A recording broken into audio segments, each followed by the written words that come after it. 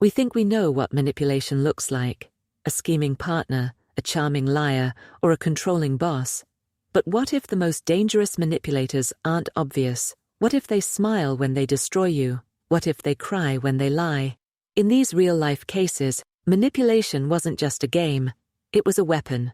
Victims didn't just lose money, they lost their identities, their families, and in some cases their lives.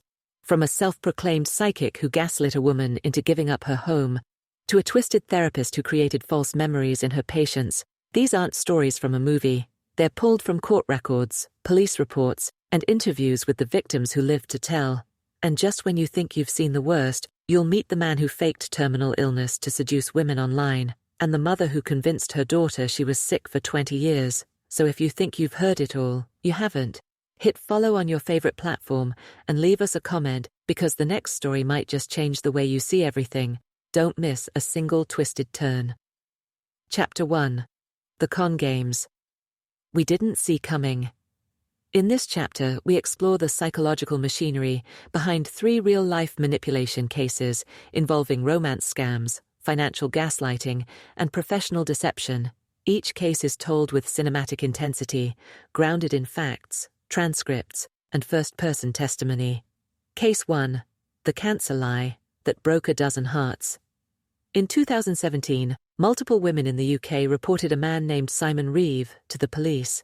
They had met him on dating apps. He was sweet, attentive, and, most devastatingly, dying. Or so he claimed. Simon said he had terminal cancer.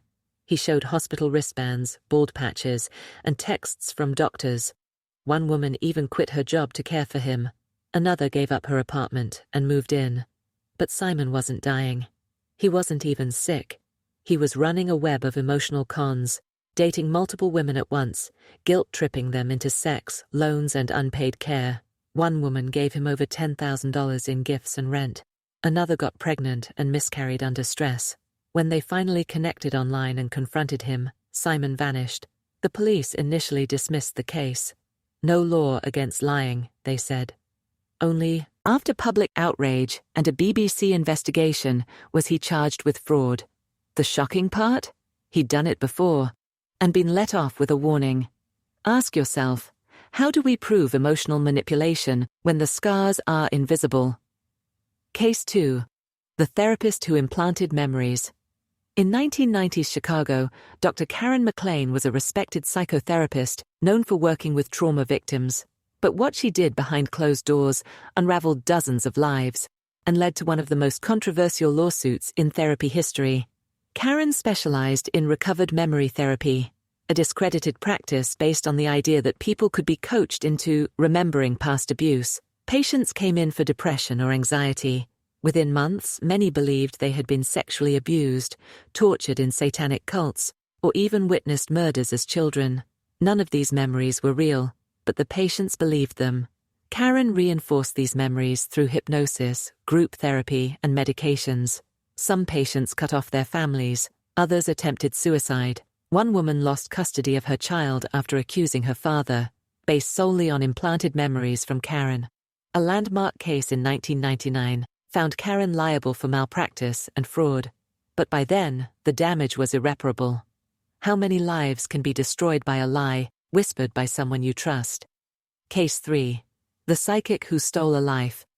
In Florida 2012, a 33-year-old woman named Nicole came to Miss Gina, a local psychic, for help with heartbreak. Nicole had just broken up with her fiancé and was desperate to know if he'd return. Miss Gina didn't just offer a tarot reading, she offered spiritual guidance. Nicole paid $80 for her first session, then $200, then $5,000. Gina told her the ex was cursed and she needed to cleanse his energy. She said Nicole had a dark cloud over her money and needed to give her cash to remove the bad aura. Nicole handed over her savings, then a diamond ring, then her house deed, all in the name of spiritual healing. Police intervened only after Nicole's brother reported it. Gina was arrested for grand theft and fortune-telling fraud. She had done the same thing to others, but had always settled privately. In court, Nicole broke down. She didn't just take my money. She made me believe my soul was poisoned. When does spiritual guidance become psychological abuse? Chapter 2. Emotional terrorists behind closed doors. In this chapter, we uncover how manipulation takes root inside homes, families, and intimate relationships, where the abuser hides behind love, loyalty, and fear. These cases are more than disturbing. They expose how emotional control can destroy a life without leaving a bruise. Case 4. The Munchausen mom who made her daughter sick. Gypsy Rose. Blanchard's story sounds like a horror film, but it's real. And it ended in murder. From the time she was a toddler, Gypsy's mother, Dee Dee, told doctors that Gypsy was sick. Leukemia, muscular dystrophy, seizures. She shaved her head, kept her in a wheelchair, and fed her through a tube. Gypsy had dozens of unnecessary surgeries. They received free housing from Habitat for Humanity. Celebrities raised money for them. The media called Dee Dee a supermom. But Gypsy wasn't sick. She was a victim of Munchausen syndrome by proxy, a rare disorder where a caregiver fakes or induces illness in someone under their care to gain attention or sympathy. Gypsy eventually learned the truth and, in a desperate bid for freedom, conspired with an online boyfriend to kill her mother. In 2015, Dee Dee was found stabbed to death. Gypsy is now free after serving 8 years. How many other children are suffering in silence under a caregiver's manipulation? Case 5. The cult leader who used love as a weapon.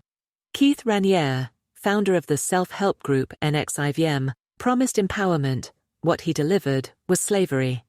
Raniere built a following among high-achieving women, doctors, actresses, businesswomen.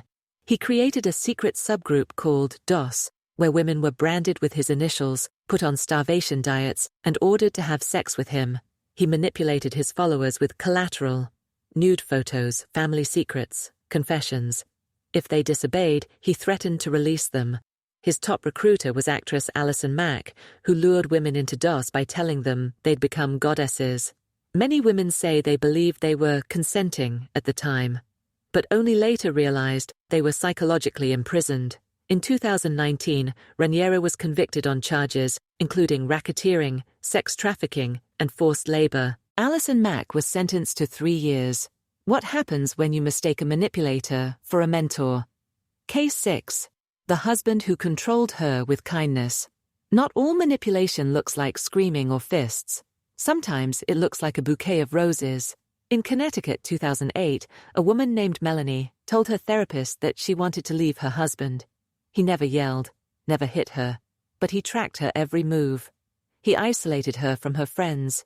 He would cry when she left the house, then send 40 texts per hour.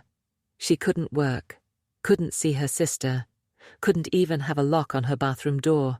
He gave her gifts when she obeyed, threatened suicide when she didn't. Her therapist recognized the signs of coercive control, a psychological abuse pattern now criminalized in some countries. Melanie eventually fled, changed her name, and started over, but it took years before she could form friendships again. What if the person hurting you is the one everyone else thinks is a saint?